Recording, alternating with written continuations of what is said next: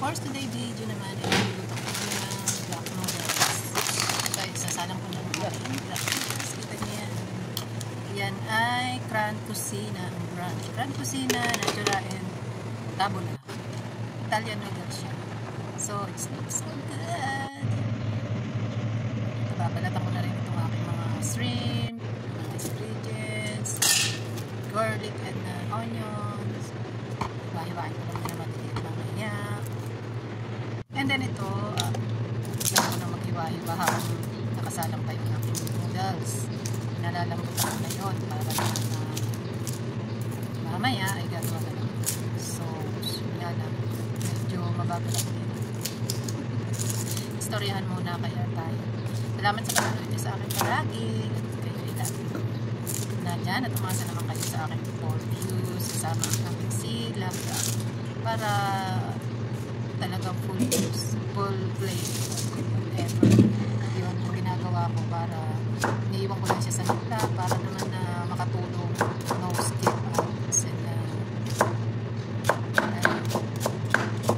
tuloy-tuloy lang. Kailangan lang talagang may hindi lang iwan ng ating series. Sa pagluluto, pansinin nyo, wala kang tiyaga, hihirapan ka talaga. Kasi syempre, hiwa, mag-prepare ng luto mo, talagang kung hindi ka may tiyaga, pwede yung luto mo basta-basta. Pero ako kasi kahit na mabusisi, talagang pinipilit ko na maging okay yung mga niluluto, yung mga ingredients ko, sinusigurado ko na malinis, yung sibuyas ko, hinugasan ko pa yan bago ko ihiwa, minsan binabato ko kasi sa tubig. Ayun. Alam yan ng mga nagluluto. Kasi pag hindi maayos yung pagluluto mo, madali siyang mapanis. Talagang ako, sinadyaga ko yung kahit matagal, basta masarap. Ganyan lang talaga naman ang ng pagluluto. Ako talaga kumilos, mabilis at papaano. Yan, gaya niya, yung mga bawang ko kailangan pag-slice. Yun ay napakabili. Meron akong chopper na para sa onion, sa garlic. Pero, ay nasa ba yung aking yung paminta ko na ito. Buo kasi na ground black pepper. Ito, gasan ko lang yan para mawala yung pagkastikin niya. Ito namang hipon, ay kailangan balatan, tanggalin yung mga nandiyan sa likod yan. Kasi maitim yan eh. Yun yung mga kinain niya. So, kailangan kong tanggalin yan. Yan. Ganyan lang. Ito na nga ang aking mga ingredients. Ito ay sibuyas, garlic, at yung hipon ko kanina. Siyempre may cream din ako. Water, milk, and oregano. And siyempre ang ating pasta. Ayan, mag-start na mag-gusto. Siyempre ang aking kusina. Nakakawali. Nahin ko itong water. Para masarap, mabango yung ating pasta. Ang butter kong binibigay yung kinikilo para malaki na siya. At habang buo pa yung butter, isasabay ko lang yung mga sibuyas. Tsaka yung bawang na rin para sabay-sabay na silang nasusupay. Para habang buo pa yung ating butter ay isa-isa na sila nang hindi nasutong. Yan ang ating pinit. Luto na tapos sa pag-isa ng sibuyas at bawang pag may butter.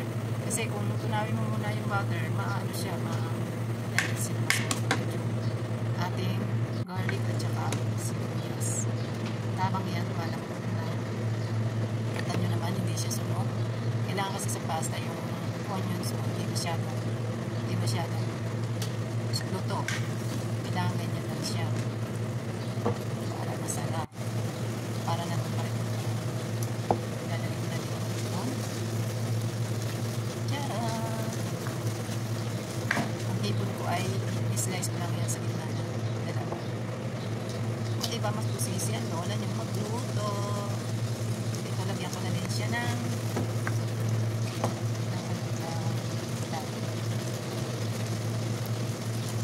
paminta. Tsaka yan.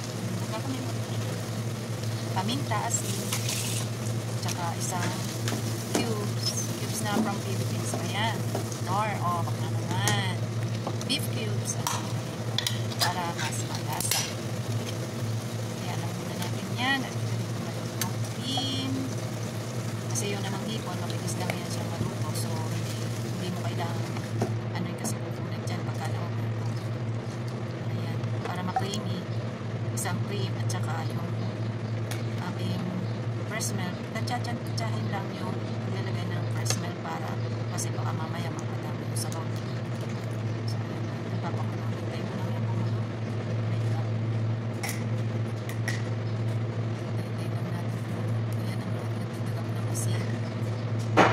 Kasi gusto ko nandito sa may cabinet. Guys, bihira na akong mag-upload ng luto vlog. Kasi minsan nag-busy na may baby. Gusto niya akong tulungan sa pagluluto kasi sa may gusto.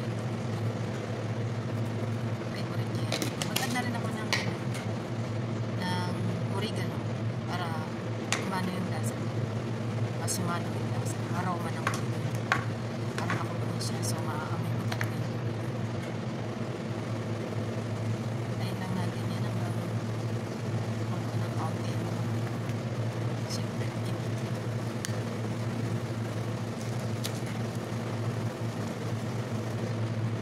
nagdag ako ng nor na chicken. Hindi kalahati lang yung nilagay. Sabihin nyo sobrang nilagay ng nor na maalat. Parang yun na rin kasi yung alat niya. Hindi na kita nyo masyado pag tinapos. At eto na, ilalagay ko na ang exciting noodles. First time ko magluto nito guys. Kaya medyo na-excite ako. Sabi nila, lagyan ko daw ng tawag doon, tinta ng pusit yung cream, yung sauce ko, para at least black na black siya. Ay, wala naman akong pusit. So, ito na lang, ganito na lang. Parang okay din naman. Yun nga lang, yung kulay niya, naghalo yung pinaka-cream at saka yung black noodles. This looks good. I'm so excited. It smells good. Alam ko sa mga Italiano, ito ang kanilang favorite. Tingnan nyo na. Sarap. At ayan, dyan. O, diba, ang dami ng hipon, dami ng shrimp. Usap-usap pa yan. Ang dami po kami kumakain. Lagi po isang mga nagtatanong po, kung magtatanong, anong ginamit kong ito yung pasta, ito po yung pasta na ginamit. Noodles, cantusina, kasi hirap pa sa akin, Italian natura, pasta. and tebula. So, thank you for watching sa ating pasta. Nabili ko yan dyan sa Hyper Panda sa mga nagtatanong. And syempre, lalagyan natin sila ng parmesan cheese. O, ayan, diba? Looks good. Looks good. Para naman, masarap. So, yum. Lalagyan ko yan mamaya ng Masarap yung maraming artihan. Pipicturean ko siya mamaya. Diba? Siyempre, titikman ko yan mamaya. Ayan. Salamat sa panonood guys sa aking luto of the day. Luto for the day. ng Natura and Tivula noodles. Black noodles. Masarap. So, salamat sa inyong panonood. Thank you for watching guys. Oh, this is the